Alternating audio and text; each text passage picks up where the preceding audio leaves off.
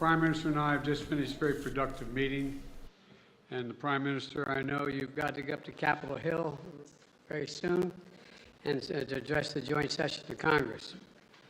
It's a testament to the strong and enduring and thoroughly bipartisan support that exists all across the United States for the friendship and partnership between India and the United States that they're anxiously waiting to hear you up on Capitol Hill.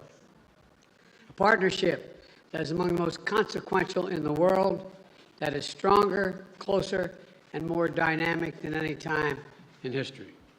Mr. Prime Minister, we've met many times over the past few years, most recently in Hiroshima at the G7 summit, and each time I was struck by our ability to find new areas of cooperation.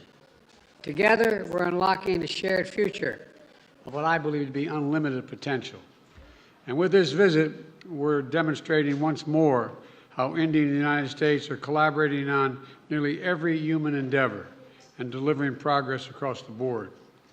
From designing new ways to diagnose and treat illnesses like cancer and diabetes, to collaborating on human spaceflight, including sending an Indian astronaut to the International Space Station in 2024, to accelerating the global clean energy transition and tackling the climate crisis we face, to harnessing our shared expertise on critical and emerging technologies like quantum computing and artificial intelligence, to ensuring they are not used as tools of misinformation and oppression.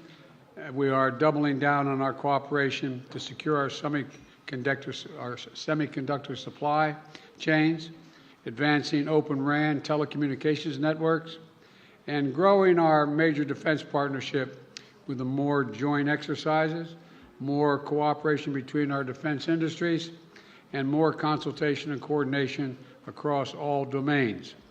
Our economic relationship is booming. Trade between our countries has almost doubled over the past decade to more than $191 billion, supporting tens of thousands of good jobs in both India and the United States. Add to that, 1 million American jobs across 44 states will be supported by the purchase of more than 200 American-made Boeing aircraft by that Air India is announcing earlier this year. And with this visit, Indian firms are announcing more than $2 billion in new investments in manufacturing, solar in Colorado, steel in Ohio, and optic fiber in South Carolina, and much more. Further proof that America's manufacturing is back. We're expanding educational exchanges for our students, building on the record 125,000 student visas for Indians to study in the United States we issued last year, and opening new consulates that's going to make it easier for our people to travel, work, and collaborate together. On the issues that matter most and that will define the future, our nations look to one another, including on critical regional and global issues. And today, we also talked about our shared efforts to mitigate the humanitarian tragedies unleashed by Russia's brutal war in Ukraine and to defend the core principles of the UN Charter's sovereignty and territorial integrity. We discussed our work through the Quad and how India and the United States, together with Australia and Japan, can ensure the vital Indo-Pacific region remains free, open, prosperous, and secure. Through our new I2U2 grouping with Israel and the UAE, we're building regional connections to the Middle East and spurring science-based solutions to global challenges like food security and clean energy. And this year, under India's leadership of the G20, we're putting sustainable development at the center of the agenda. We're delivering meaningful action on low and middle-income nations, including multilateral development bank reform, debt relief, and building resilient and equitable health systems. The bottom line is simple. We want people everywhere to have the opportunity to live in dignity. And let me close with this. Indians and Americans are both peoples who innovate and create, turn obstacles into opportunities, who find strength in community and family. and to cherish freedom and celebrate the democratic values of universal human rights which face challenges around the world and in each of our countries, but which remain so vital to the success of each of our nations. Press freedom, religious freedom, tolerance, diversity. India now is the most populous country in the world. It's a democracy. We understand that it is the brilliance and the backbone of our people, as diverse and talents and traditions that make us strong as a nation. It's democracies that do that.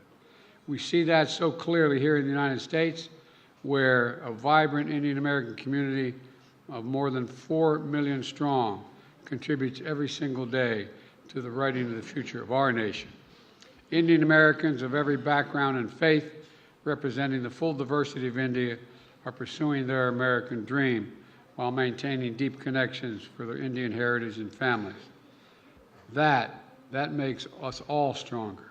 That is a cornerstone of this essential partnership between India and the United States. And that is why I know the friendship between our nations is only going to grow as we face the future together. Mr. Prime Minister, the floor is yours.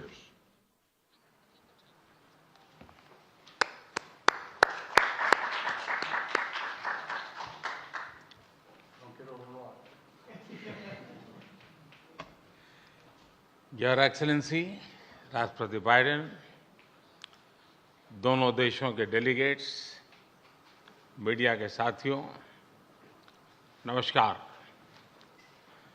सबसे पहले मैं राष्ट्रपति Biden को उनके मित्रतापूर्ण शब्दों और Bharat America संबंधों के बारे में उनके सकारात्मक विचारों के लिए धन्यवाद देता हूं।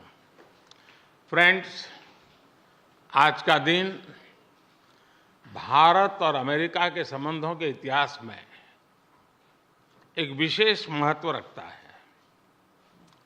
आज की हमारी चर्चा और हमारे द्वारा लिए गए महत्वपूर्ण निर्णयों से हमारी कॉम्प्रिहेंसिव ग्लोबल स्ट्रेटेजिक पार्टनरशिप में एक नया अध्याय जुड़ा है। एक नई दिशा और नई ऊर्जा मिली है। फ्रेंड्स, भारत अमेरिका की व्यापार और निवेश साझेदारी दोनों देशों के लिए ही नहीं, बल्कि वैश्विक अर्थव्यवस्था के लिए भी महत्वपूर्ण है।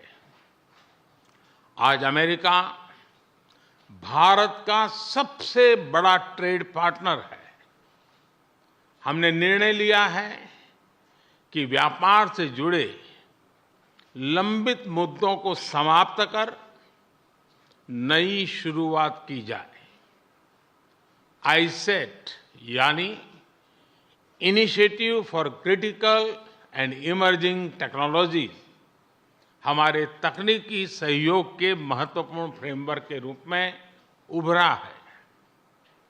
Artificial intelligence, semiconductors, space, quantum और टेलीकॉम जैसे क्षेत्रों में अपना सहयोग बढ़ाकर हम एक मजबूत और फ्यूचरिस्टिक साझेदारी की रचना कर रहे हैं। अमेरिका की माइक्रोन, गूगल तथा एप्लाइड मटेरियल जैसी कंपनियों द्वारा भारत में निवेश करने का निर्णय इस फ्यूचरिस्टिक साझेदारी का प्रतीक है। इस यात्रा के दौरान मुझे अमेरिका के कुछ अन्य सीईओज के साथ मुलाकात करने का भी अवसर मिला। उनके साथ हुई चर्चाओं में भी मैंने भारत के प्रति उत्साह और एक सकारात्मक सोच महसूस किया। हम दोनों सहमत हैं कि हमारी स्ट्रैटेजिक टेक्नोलॉजी पार्टनरशिप को सार्थक करने में गवर्नमेंट्स, बिजनेसेस और एकेडमिक इंस्टीट्यूशंस का साथ आना बहुत महत्वपूर्ण है। क्लीन एनर्जी ट्रांजिशन में भारत और अमेरिका के साझे विजन को इम्प्लीमेंट करने के लिए हमने कई महत्वपूर्ण इनिशिएटिव लिए हैं। इसमें green hydrogen, wind energy, battery storage, carbon capture जैसे क्षेत्र शामिल है। हमने यह भी निर्णय लिया कि वैश्विक अनिश्चितताओं के बीच भारत और अमेरिका ट्रस्टेड पार्टनर्स की तरह रिलायबल, सिक्योर और रेजिलिएंट ग्लोबल सप्लाई चेन और वैल्यू चेन तैयार करेंगे। भारत और अमेरिका के बीच करीबी रक्षा सहयोग हमारे आपसी विश्वास और साझा रणनीतिक प्राथमिकताओं का प्रतीक है। पुराने समय के बायर सेलर्स रिलेशनशिप पीछे छोड़कर आज हम ट्रांसफर ऑफ टेक्नोलॉजी, को डेवलपमेंट और को प्रोडक्शन की तरफ बढ़ चुके हैं। जनरल इलेक्ट्रिक द्वारा भारत में टेक्नोलॉजी ट्रांसफर के माध्यम से इंजन बनाने का निर्णय एक लैंडमार्क एग्रीमेंट है। इससे दोनों देशों में रोजगार के नए अवसर भी खुलेंगे। यह आने वाले समय में हमारे रक्षा सहयोग को एक नया स्वरूप देगा। इस सहयोग में दोनों देशों के रक्षा उद्योग और स्टार्टअप्स महत्वपूर्ण पार्टनर्स हैं। उन्हें आपस में जोड़ना हमारे डिफेंस इंडस्ट्रियल रोडमैप का मुख्य उद्देश्य है। स्पेस साइंस और टेक्नोलॉजी में हमारा गहरा और वर्षों पुराना सहयोग रहा है। आज हमने आर्टेमिस अकॉर्ड्स में शामिल होने का निर्णय लेकर हमारे स्पेस कोऑपरेशन में एक लंबी उड़ान भरी है। संक्षेप में कहूं तो भारत और अमेरिका की साझेदारी के लिए even sky is not the limit. Friends, हमारे संबंधों का सबसे महत्वपूर्ण स्तंभ हमारे पीपल टू पीपल टाइज है। भारतीय मूल के 40 लाख से भी ज्यादा लोग आज अमेरिका की प्रगति में महत्वपूर्ण योगदान दे रहे हैं। आज सुबह व्हाइट हाउस में इतनी बड़ी संख्या में भारतीय लोगों की उपस्थिति इस बात का प्रमाण है कि इंडियन अमेरिकन्स हमारे संबंधों की असली ताकत है। इन संबंधों को और गहरा करने के लिए हम अमेरिका द्वारा बेंगलुरु और अहमदाबाद में कॉन्सुलेट्स खोलने के निर्णय का स्वागत करते हैं। उसी तरह सिएटल में भारत का नया कॉन्सुलेट खोलेंगे। फ्रेंड्स, आज की बैठक में हमने कई क्षेत्रीय एवं वैश्विक मुद्दों पर चर्चा की। इंडो पैसिफिक में शांति और सुरक्षा यह हमारी साझा प्राथमिकता है। हम एकमत हैं कि इस क्षेत्र का विकास और सफलता पूरे विश्व के लिए महत्वपूर्ण है। हमने क्वाड पार्टनरशिप के साथ मिलकर इस क्षेत्र के सभी देशों के साथ अपना समन्वय बढ़ाने पर विचार साझा किए। आतंकवाद और कट्टरवाद के खिलाफ लड़ाई में भारत और अमेरिका कंधे से कंधा मिलाकर चल रहे हैं। हम सहमत हैं कि क्रॉस बॉर्डर टेररिज्म को समाप्त करने के लिए ठोस कार्रवाई आवश्यक है। कोविड महामारी और यूक्रेन संघर्ष से ग्लोबल साउथ के देश विशेष रूप से पीड़ित हुए हैं। हमारा मत है कि इन समस्याओं के समाधान के लिए सभी देशों का एकजुट होना अनिवार्य है। यूक्रेन के घटनाक्रम के शुरुआत से ही भारत ने डायलॉग और डिप्लोमेसी के माध्यम से इस विवाद को सुलझाने पर जोर दिया है। हम शांति की बहाली के लिए हर संभव योगदान देने के लिए पूरी तरह से तैयार हैं। भारत की G20 की अध्यक्षता में हम one earth one family, one future, उस पर बल दे रहे हैं। ग्लोबल साउथ की प्राथमिकताओं को आवाज दे रहे हैं। मैं राष्ट्रपति बाइडेन का धन्यवाद करता हूं कि उन्होंने अफ्रीका को G20 का पूर्ण सदस्य बनाने के मेरे प्रस्ताव पर समर्थन जताया है। फ्रेंड्स, हमारे सभी साझे प्रयासों का मूल मंत्र है लोकतंत्र और लोकतांत्रिक मूल्यों तथा व्यवस्थाओं को सशक्त करना। विश्व के दो सबसे बड़े लोकतंत्र भारत और अमेरिका मिलकर विश्व शांति, स्थिरता, समृद्धि में महत्वपूर्ण सहयोग दे सकते हैं। मुझे विश्वास है कि इन मूल्यों के आधार पर हम दोनों देशों के लोगों की ही नहीं बल्कि पूरे विश्व की अपेक्षाओं और आकांक्षाओं को पूरा कर सकेंगे। राष्ट्रपति बाइडेन, आज की उपयोगी चर्चा के लिए मैं आपका बहुत बहुत धन्यवाद करता हूं। इस वर्ष G20 समिट के दौरान आपका भारत में स्वागत करने के लिए भारत और मैं स्वयं भी बहुत ही उत्सुक है। और जैसा राष्ट्रपति जी ने कहा, हम लोगों को मुझे जाना है बाद में कांग्रेस को एड्रेस करने के लिए, और इसलिए ज़्यादा अधिक समय न लेते हुए मैं मेरी बात को विराम देता हूं। मैं फिर एक बार राष्ट्रपति का बहुत बहुत धन्यवाद करता हूं।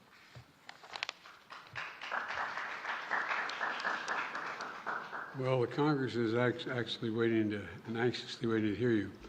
I'm told there are two questioners, Sabrina from the Wall Street Journal and Kumar from the Trust of India. And Sabrina, you first. Thank you, Mr. President. I have a question for the Prime Minister, but first a two-part question for you. Your comments at a fundraiser this week appear to be the first time in recent memory that a sitting U.S. president has called a Chinese leader a dictator. Did those comments about President Xi undermine or complicate the progress your administration has made in maintaining a relationship with China? And secondly, on India, as you raise these broader issues of human rights and democracy, what is your message to those, including some members of your own party, who say that your administration is overlooking the targeting of religious minorities and crackdown on dissent in Prime Minister Modi's country? The answer to your first question is no. When we're talking to our allies and partners around the world, including India, we let the idea of my choosing and avoiding saying what I think is the facts with regard to the relationship with India, with China, is just not something I'm going to change very much. I think I believe that, and I've said this for some time, that the hysteria about the relationship with China is collapsing and moving, et cetera, et cetera. We had an incident that caused some confusion, you might say. But Secretary Blinken had a great trip to China. I expect to be meeting with President Xi sometime in the future, in the near term, and I don't think it's had any real consequence. And what was your second question? So as you raise these broader issues of human rights and democracy, what is your message to those, including some members of your own party, who believe that your administration is overlooking the targeting of religious minorities and a crackdown on dissent in India? Well, look, the Prime Minister and I had a good discussion about democratic values, and that's the nature of our relationship. We're straightforward with each other, and we respect each other. One of the fundamental reasons that I believe the U.S.-China relationship is not in the space it is in the U.S.-Indian relationship is that there's an overwhelming respect for each other because we're both democracies.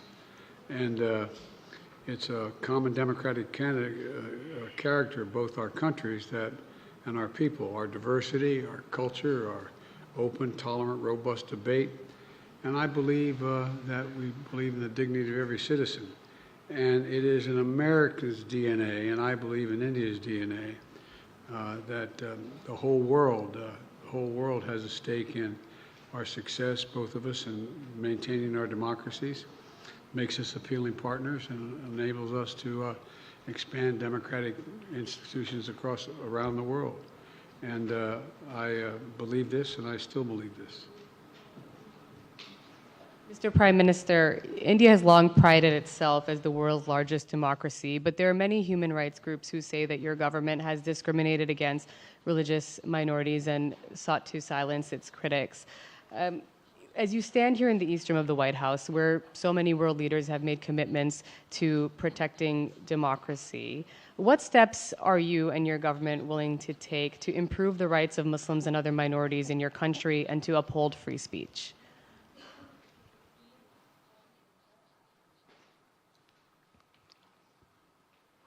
मुझे आश्चर्य हो रहा है कि आप कह रहे हैं कि लोग कहते हैं नहीं, भारत डेमोक्रेसी है।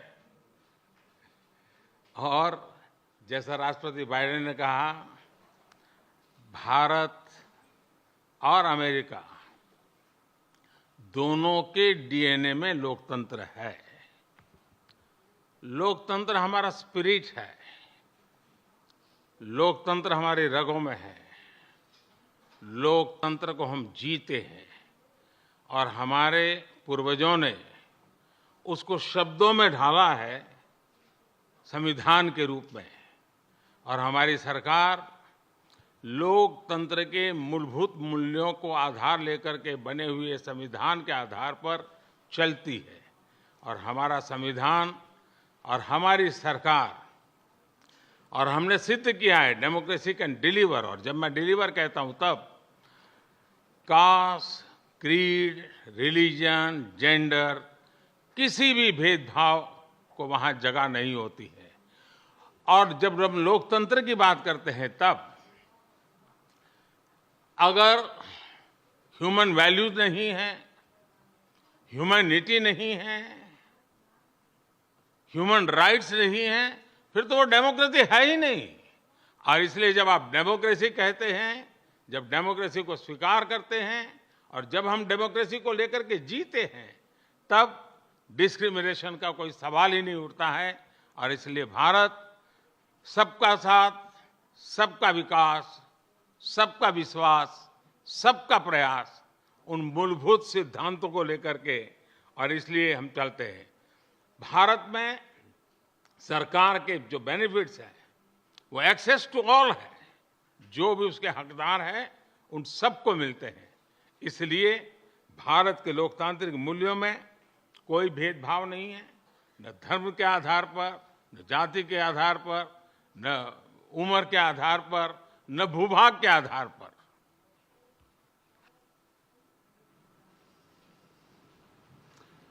Kumar. Yeah, thanks a lot, sir. Sir, my question is on the issue of climate change. Both countries have spoken strongly about the need to tackle the climate change, but there is a view. Climate change. I'm sorry. Yeah, both countries have spoken about the challenge of climate change, but there is a view that ambitious targets are set, but implementation is found often lacking.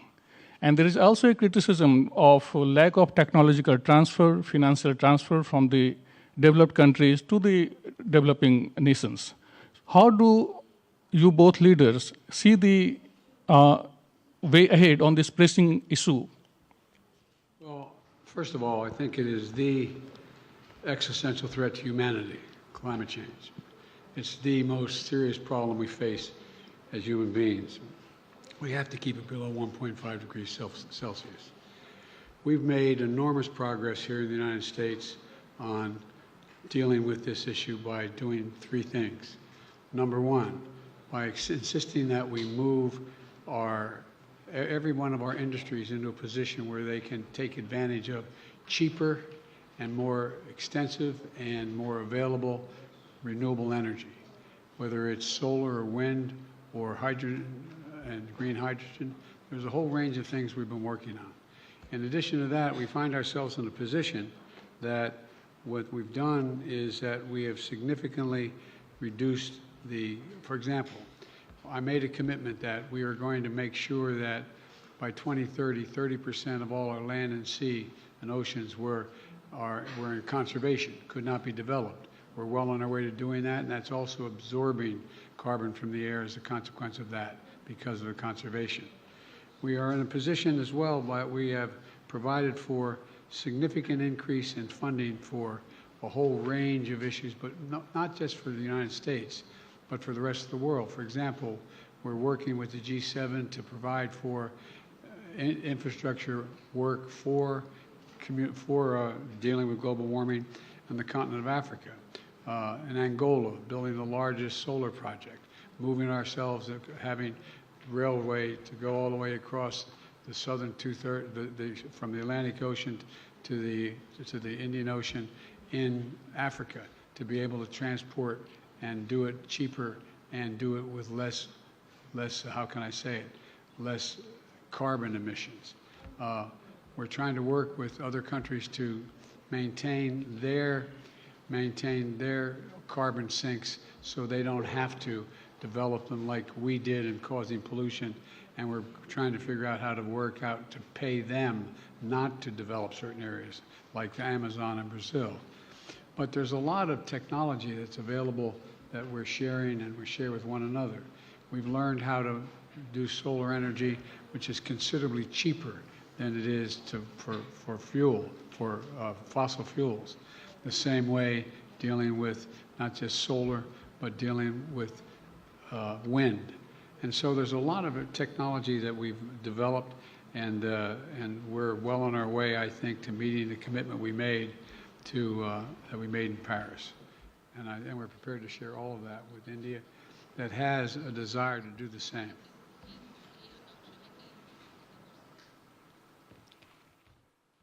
Excellency, आपने सही कहा। जहां तक भारत का सवाल है, environment, climate, ये हमारे सांस्कृतिक परंपरा में अत्यंत महत्वपूर्ण स्थान है उसका। हमारे लिए एनवायरनमेंट ये आर्टिकल ऑफ फेथ है। ये कन्वीनियंस के कारण करने का हमारा काम नहीं है, हम ये मानते हैं। हम एक्सप्लॉइटेशन ऑफ नेचर में विश्वास नहीं करते हैं। पूरे सृष्टि को चलाने के लिए मिल्किंग ऑफ नेचर तक तो चल सकता है, लेकिन एक्सप्लॉइटेशन ऑफ नेचर नहीं चल सकता है। हम इस पक्ष में रहे हैं और उसी के मूलभूत आधार पर भारत अपने लिए करता है, इतना ही नहीं, हम कुछ ग्लोबल इनिशिएटिव भी ले रहे हैं। आपको मालूम है, G20 देशों ने पेरिस में जो प्रॉमिस किया था, सभी G20 देशों में अकेला हिंदुस्तान है जिसने पेरिस में जो प्रॉमिस किए थे वो सारे प्रॉमिस पूरे किए हैं। इतना ही नहीं, सोलर एनर्जी के क्षेत्र में हमने ग्लासगो में रिन्यूएबल एनर्जी के क्षेत्र में 500 गीगावाट का टारगेट रखा है। हमने 2030 तक भारत की रेलवे का नेट जीरो का लक्ष्य रखा है। और भारत की रेलवे कहने के बाद आपको उसका स्केल पता होना चाहिए। भारत की रेलवे का मतलब है कि हर दिन मेरे यहाँ रेल के डिब्बे में पूरा ऑस्ट्रेलिया होता है। इतना बड़ा मेरा देश है और वहाँ मैं 2030 तक रेलवे को नेट जीरो लेकर के चल रहा हूँ। उसी प्रकार से जो हमने सोलर एनर्जी के टारगेट तय किए थे, हमने इथेनॉल के टारगेट तय किए थे 10% का, वो समय से पहले पूरा कर दिया। हम 20% इथेनॉल ब्लेंडिंग की दिशा में आगे बढ़ रहे हैं। हम ग्रीन हाइड्रोजन को इनिशिएट कर रहे हैं और भारत ग्रीन हाइड्रोजन हब बने, उस दिशा में हम काम कर रहे हैं। हमने दुनिया के लिए इंटरनेशनल सोलर अलायंस, उसका हमने लॉन्च किया और आज दुनिया के कई देश उसमें भारत के साथ मिलकर के आगे बढ़ रहे हैं। हमने जो आइलैंड कंट्रीज है उनको स्पेशली सोलार के क्षेत्र में मदद करके उनको एक नया विश्वास दिया है कि हम आपकी कठिनाइयों में आपके साथ हैं। भावी किसी भी संकट के लिए हम आपकी इस चुनौती को पार करने के लिए हमारी जिम्मेवारियां निभाएंगे, आपको भी मदद करेंगे। हम वो देश हैं जिसने एक और नया क्षेत्र हाथ लिया है।